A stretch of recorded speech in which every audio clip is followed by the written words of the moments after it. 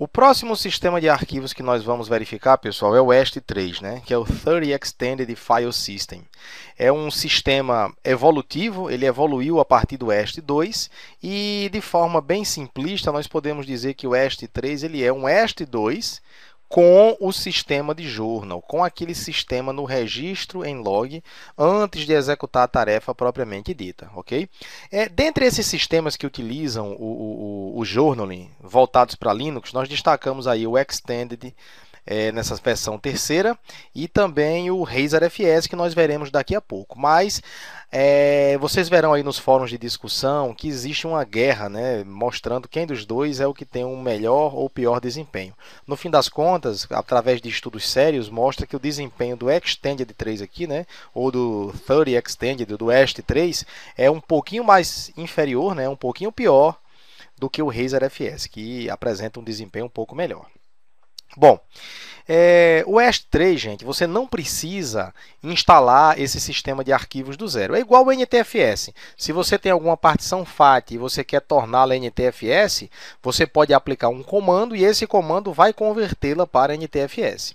Da mesma forma aqui, o EST tem essa característica. Se eu tiver uma partição EST2 e quiser transformá-la em EST3, ok? Eu posso fazer simplesmente uma atualização direta a partir desse sistema. Em outras palavras, isso permite que seja feita a atualização direta sem a necessidade de realizar um backup, formatar o disco, instalar o novo sistema e depois reposicionar os dados no canto de origem. Eu não preciso passar por esse suplício, eu simplesmente faço a conversão aí das versões de EST, de 2 para 3.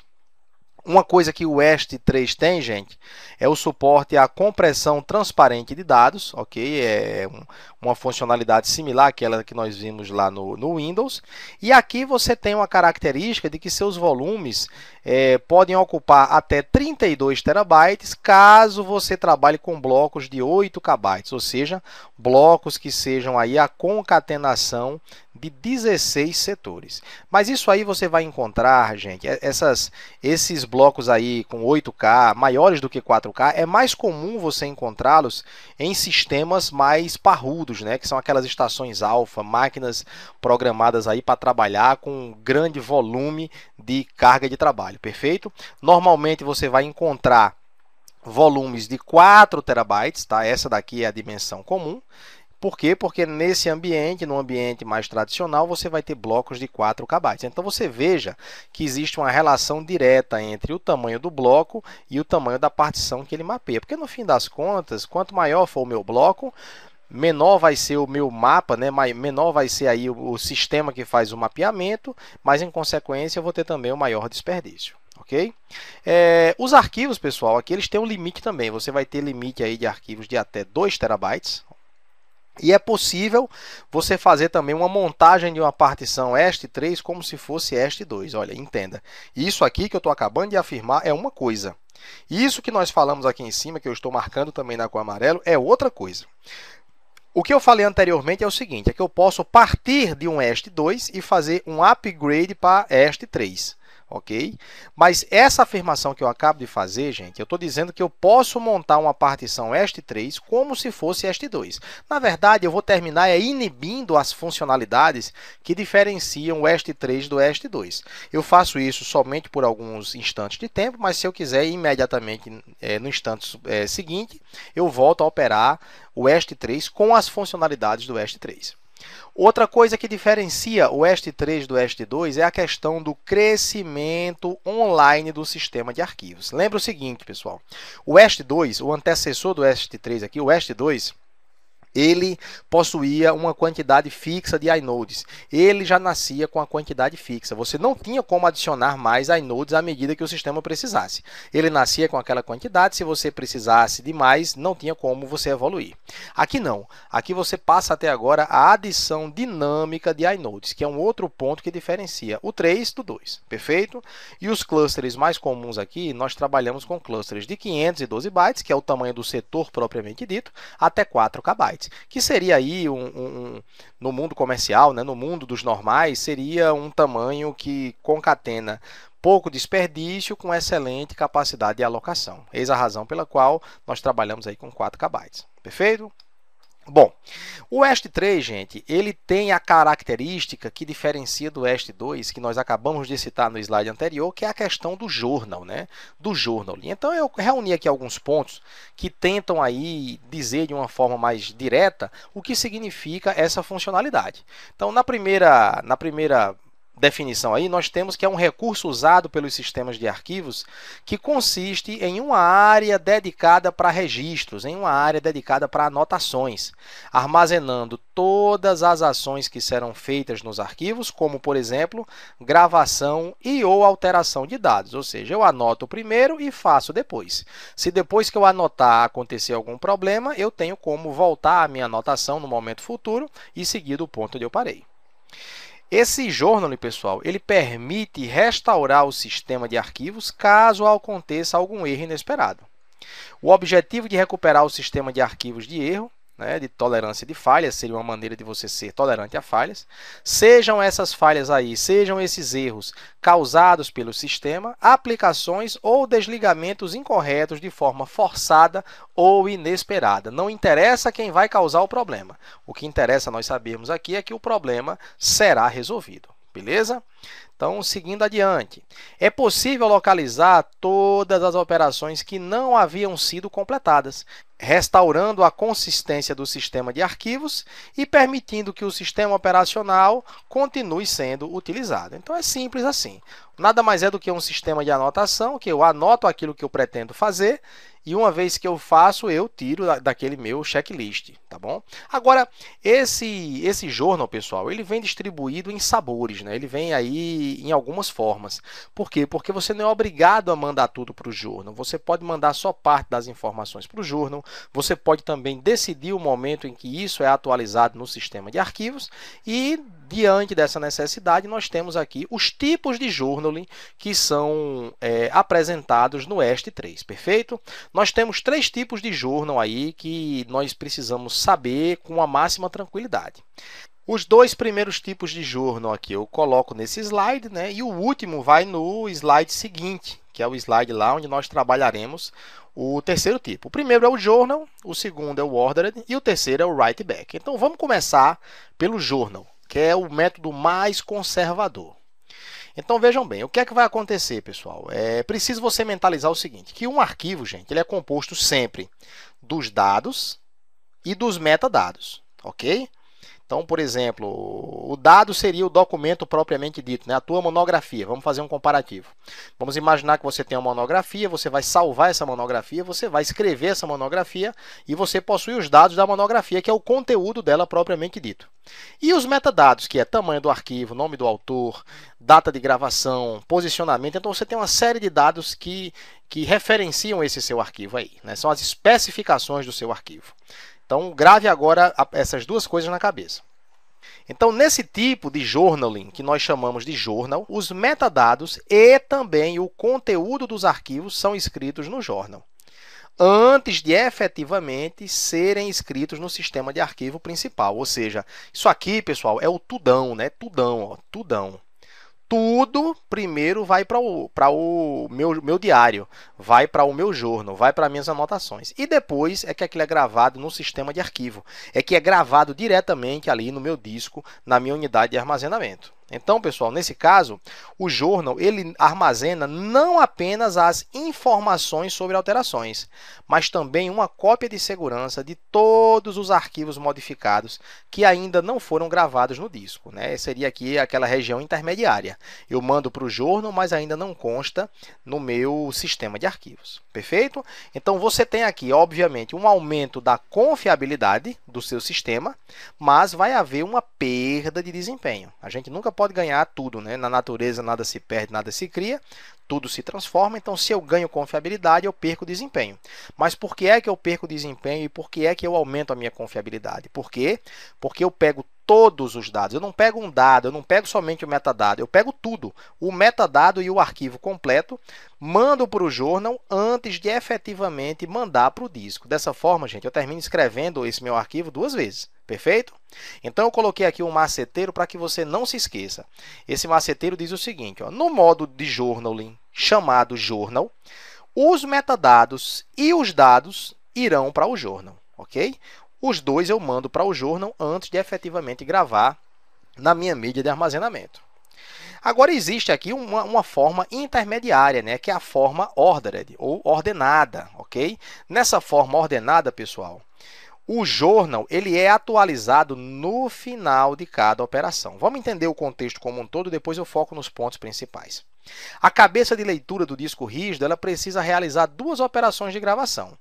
Uma no arquivo que foi alterado e outra no journal, da mesma forma que a situação anterior, mas há uma diferença sutil. O modo que nós veremos mais adiante, pessoal, é o write back, e aqui ele já faz um comparativo, né? Ele é muito parecido com o write back, que é um modo que nós não vimos, mas que veremos daqui a pouco. Mas ele força que a escrita do conteúdo dos arquivos seja feita após a marcação de seus metadados, como já escritos no journal. Então, observa o seguinte, ó. Diferentemente do primeiro caso, no journal aqui eu tenho que os metadados e os dados vão para o journal, depois é que vão para o disco. Aqui não. Nesse ordered, os metadados vão para o journal e os dados eles não vão para o journal, eles vão para o disco. Só tem um detalhe.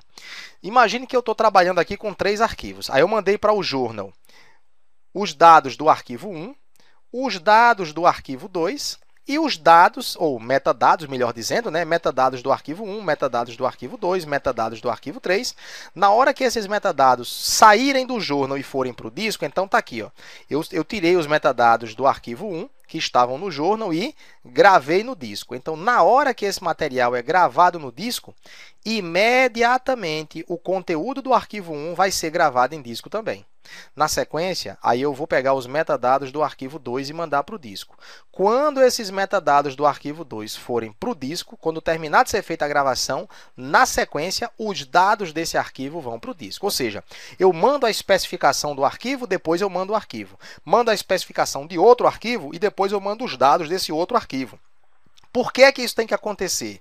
Porque já que só quem vai para o journal são os metadados, eu preciso fazer com que esses dados eles sigam imediatamente para o disco. Os dados não passam para o journal, mas eu tenho que garantir que eles vão na sequência para o disco para obedecerem à ordem de chegada desses metadados também. Perfeito?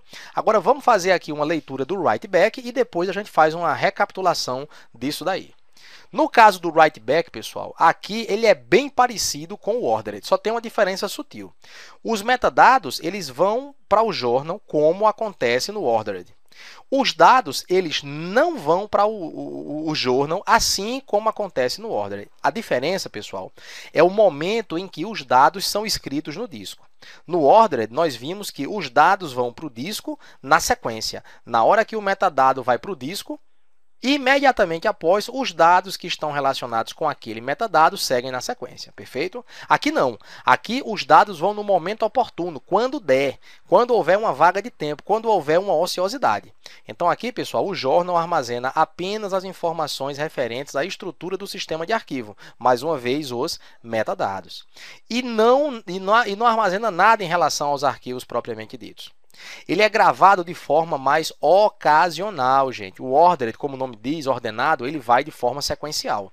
Aqui ele vai aproveitar os momentos de inatividade, de ociosidade, para inserir o conteúdo que está pendente, né, o conteúdo dos arquivos no disco.